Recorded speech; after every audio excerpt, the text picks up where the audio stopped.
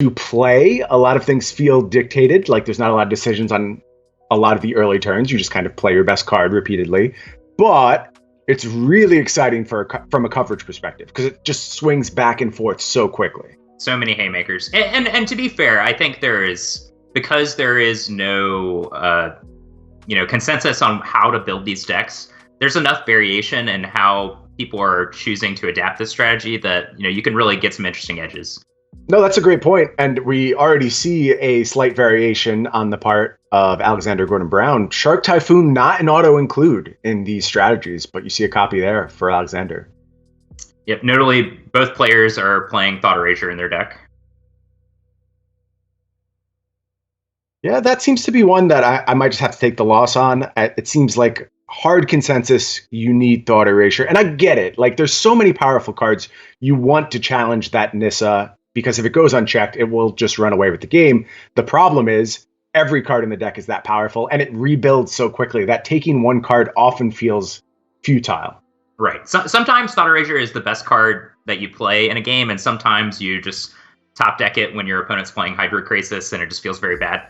Right. Looking at Alexander Gordon Brown's deck list, this is actually a really interesting version of Sultai. 4 copies of Aether Gust, 2 copies of Negate in the main, 2 copies of Mystical Dispute, 2 copies of Eat to Extinction, 3 copies of Shark Typhoon, 3 copies of Brazen Bar. So this is almost like a Sultai flash deck. I like it. Hard disruption path for Alexander and leaning harder on counter spells than the disruptive stuff like Thought Erasure. And let me tell you why I like that better. The mana investment in all these cards is so high. So you proactively take a card out of your opponent's hand with Thought Erasure, you save them that mana. You counter it, now they've wasted their entire turn and you've time walked them. And that's a big difference. And critically, still 4 copies of Nissa Who Shakes the World in their deck, so you try to powerful cards. Try to get that set up like you're talking about. You counter your opponent's play, you untap, you play Nissa, and then if you can leave up another counterspell from there, the game's basically over. Yeah. I am interested, Alexander Gordon Brown. I like what you've done here. Let's see how it pans out against a very, very strong player in Ari Lax. Mm-hmm. Ari, the more traditional approach, we see 2 copies of Casualty of War in his hand, so I mean, it might play into Alexander's deck list. This might just be the perfect setup. Well, we do have the perfect progression for Ari. And Ari 5 mana. Probably feels priced into casting this Nissa. He does critically know about the 2 copies of Negate present. Yeah, open deck lists can alter this a lot, but you can't just sit back. Like, that's not a successful strategy in this match either. And there is Disdainful Stroke going to go ahead and catch that Nissa. And you see the difference in Thought Erasure versus Disdainful Stroke. Free turn now. Totally. For Alexander. That's a one of an Alexander's deck. Didn't have Nissa for the punish, but having enough cards in the graveyard to escape the Uro puts him firmly ahead. Yeah, pretty good. Ari with some options here, though. Able to cast Casualties if he chooses to. Instead, just going to go ahead and eliminate that Uro. Makes sense to me. You want to get better value out of that card in this matchup. That suggests to me that, Uro is coming. Wasn't exactly sure how many cards are in the graveyard. That looks like perfect amount of cards. 5 of them. Time for some Uro.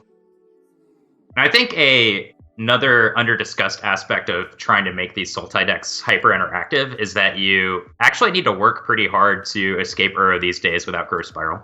Yeah, so for a while I was playing cards as mediocre as Discovery Dispersal, just because I do think you have to account for that to some degree. Like, you have to do something to make sure you have access to your Uros.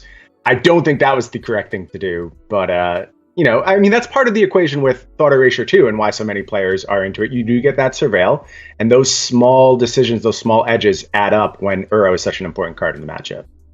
Yep. I also was playing with Discovery Dispersal. It was maybe less than ideal, but it does feel Uro effectively. Yep. Yeah, there's a lot of other consideration in those early Sultai decks. Obviously, Joel Real was a bigger part of the equation back then. But Ari now living the dream scenario. Uro on the battlefield, ready to attack. However, Alexander has some mana available. Going to go ahead and Aether Gust that. In response to the Temple trigger, interestingly. Yeah, trying to mitigate the effectiveness of that Scry trigger. Pretty interesting call. I dig it.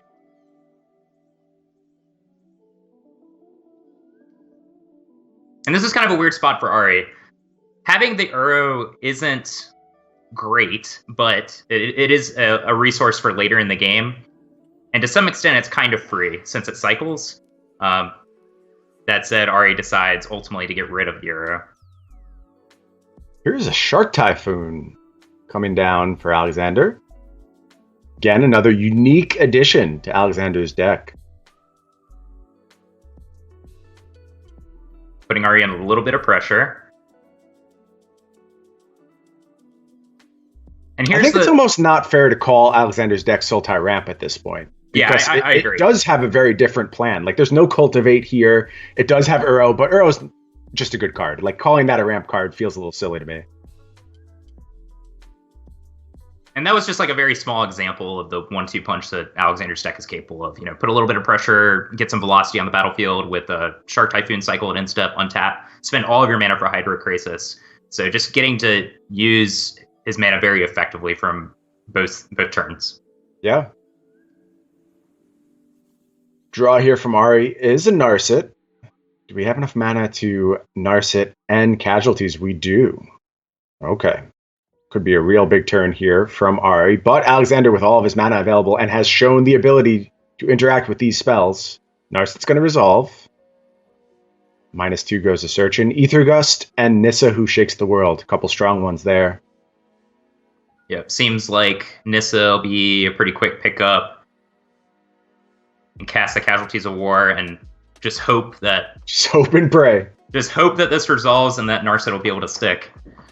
It'll still get attacked to 1 loyalty from the Shark, but just being able to shut down the card draw from Alexander for a turn is pretty important. Does Alexander have a response? Shark Typhoon for 5. That's a nice little response. Yeah, that's not bad. Let's see where these Sharks are going to go. And this is really highlighting the strength of Alexander's deck. Like, Ari can't even really effectively cast Nissa next turn into these 2 Sharks. Yeah. Yeah, I am really impressed with what Alexander has done thus far. I have kind of yelled to myself raw about how I think these Sultai decks can be built in a different fashion, and Alexander just showing off one of those fashions thus far, and looked really good there in game 1. Up a game now against Ari Lax. Yeah, really impressive showing.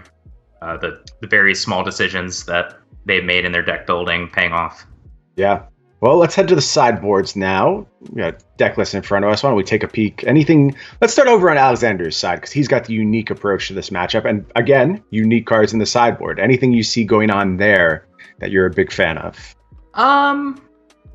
So pretty straightforward approach from Alexander. Just has 4 copies of Heartless Act, 2 copies of Eliminate, and 4 copies of Extinction Event, so overloading on removal spells. Yeah, I think that's a hard commitment to remove. I've never actually seen a Golgari deck go that hard, but of course there's no Extinction Event in the main deck, and now you need more copies in your sideboard. Right, you can really tell that Alexander tried to tune their deck list heavily for the quote-unquote mirror matches in game 1, and then maybe I'll lose game 1 to an aggressive deck if I run into it, but I'm really going to be prepared for the post board. That being said, not a ton of stuff to bring in the mirror match. Kind of pre-boarded in some respects. 2 copies of Vraska Golgari Queen is pretty good for kind of trumping Narset Parter Veils, but that's really about it as far as I can tell. Yeah, that's all I have too. Meanwhile, we just watched Ari do some sideboarding there. What did you see from his sideboard that you liked? It seems just like a very minute upgrade approach to sideboarding. There's going to be extra copies of Casualty if you want it, a little bit more Disruption, some more Ether Gust, but not really fundamentally changing your plan here for either player. Yeah, exactly. Ari picked up a couple counter spells, but that being said, even after boarding in multiple 2-mana interaction cards, I think Alexander's just got more of them than Ari does. I think you're right. I also think that particular matchup was a great illustration of why I hate Casualties of War. Oh, look at this! Michael Majors showing up from Ari Lax. It's Lazav. Boy. Oh, 1 copy of Lazav for Ari Lax in the main deck. I didn't even see that when I was looking through I didn't either. Ari is a believer in that powerful legend. Of course, we saw this card a lot in combination with Kethis, and that's about it. Haven't seen much of it since then.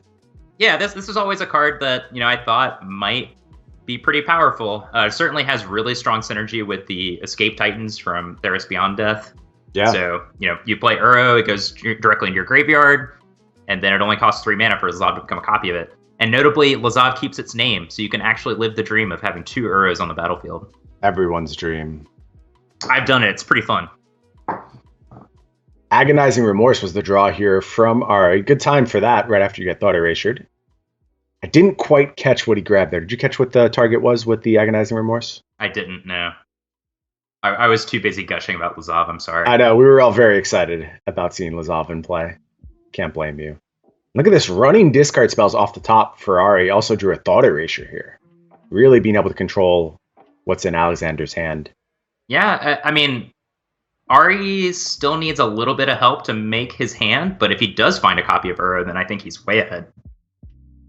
Double Eat to Extinction, Hydra. Oh, there we go. It's a good one. Really nice top of the deck for Ari Lax. Plans coming together nicely here. Unfortunately, 2 copies of Eat to Extinction in Alexander's hand. So, I mean, this plan, while oftentimes effective, doesn't look particularly good at lining up with what Alexander has. Well, here's the thing about Uros. You never really lose on the transaction, right? And it looks like Ari is going to be in position on this next turn where he may not have much else going on. Right. We'll see if... Yeah, it doesn't seem like there's any reason for Ari to commit mana now, since you're just allowing Alexander to use their mana perfectly. Right. So I think, yeah, I like this. Just pass the turn. Pass the turn. Make Alexander have the discipline to go ahead and fire off this Eat to Extinction. Yeah, that looks good to me as well. Then you still have access to Aether Gust on your turn. Oh, looks like we're going to go ahead and Shark Typhoon instead. Okay. A little pressure going. Maybe Alexander's in search of land drops. But now, I mean, this is kind of an awkward spot, because Ari can just go instep, turn Lazav into a copy, and then if Ari draws something powerful like Nissa, then we might have a game on our hands. Yeah, the worst case scenario for Ari is he gets to bring back that Uro. I believe he's got enough juice in the graveyard. I'm not 100% on that. It looked like he does, yes. I'm also not 100% sure. Drew a Tameo, though. That's going to be an interesting option on this turn. I think we saw exactly 5 in the graveyard. Not sure if Ari was posturing there or thinking about actually Aether Gusting the Lazav. Very likely just posturing, since this, like you said, this Uro can just be escaped this turn. So, I mean, Alexander has another copy of Eat to Extinction in their hand, but Uro is still going to generate a card and then demand an answer and Alexander's mana. Yeah, Ari's just really dictating the pace of the game right now. That's what's going on here. He's forcing Alexander's hand on every single turn, not allowing his proactive plan to come together. Thought Erasure is actually a pretty big pickup there, being able to double spell next turn, which is sometimes pretty difficult for these Sultai decks to do. True. A lot of expensive stuff here. So we cleared the second copy of Eat to Extinction. Thought Erasure will give us a peek, and then probably a follow-up of Tameo. What's the name with Tameo?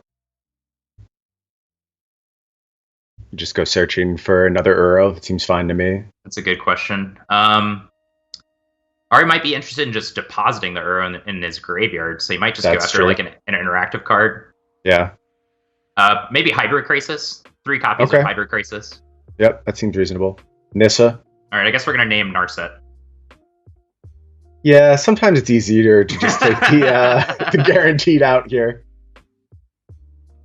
There we go. Narset, Part of Veils coming to hand. A few meaningless cards hit the bin. Nice position here for Ari Lax. Yeah. Alex still has that Uro. I'm pretty confident if they hit a land there, they would be able to escape the Uro as well, but it doesn't look like they hit. I'm going to admit, I think this game was very much decided by the quality of Ari's Thought Erasures and Agonizing Remorses. Just being able to completely set up... he dictated all of Alexander's turns thus far. Yep, totally agree.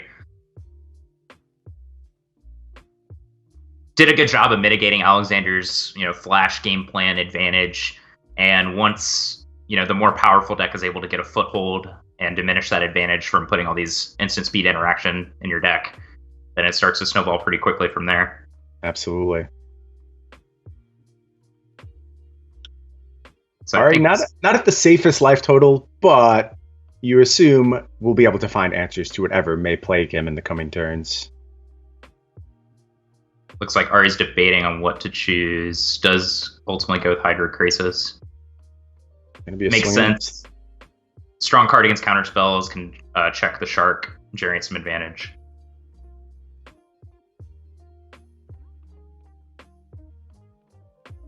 Alexander pretty low on options at this point.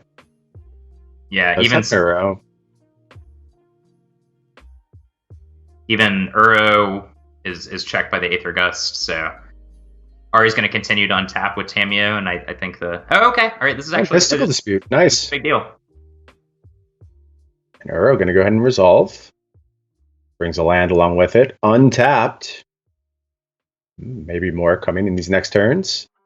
Now, where's that shark off to? Because like I said, that life total, somewhat precarious. Only at 12 is Ari Lax. But this game is really more about advantages than it is about actual life totals. If you pull ahead, we'll close the game in its entirety. I think Alexander's probably interested in cutting off Ari's ability to just go ---- with Tamiyo, but has a copy of Brazen Borrower, so that continues to put Ari a little bit off tempo and continue to pressure. Yeah.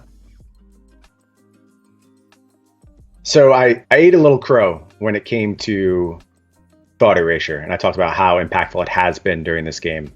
I don't feel like I'm eating any crow about my dislike of Casualties of War, which continues to be like entirely medium throughout. Yeah, Brian. Granted, games play out in very different ways, but Brian and I have a healthy disagreement about the nature of Casualties of War. Yeah. In these Sultai decks. Yeah, except for answering Nisu Shakes the World, Casualties of War is sometimes a little underwhelming. As we saw just there being a 6-mana removal spell for Uro. I think Ari actually chose not to destroy one of Alexander's lands, and the reason for that is to minimize the number of cards in their graveyard to return Uro. Yeah. Which is a pretty heads up play. Are we able to find a negate? But Brazen Bar are going to come down, keep that pressure rolling for Alexander. And this game's really turned around.